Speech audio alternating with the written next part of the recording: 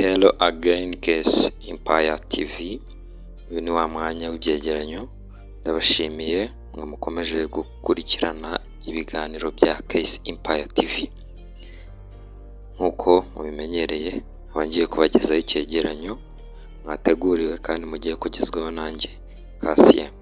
Uyu munsi tukaba tugiye kubaganiriza ku gikoresho cy'ingirakamaro, igikoresho gikenerwa mu buzima bwa buri munsi ariko usanga abantu benshi barirengagije kandi kidufitiye akamaro.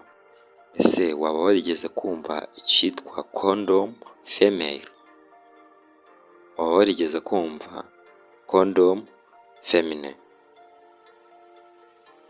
Icyo nta kindi gikoresho cyitwa agakingirizo k'abagore.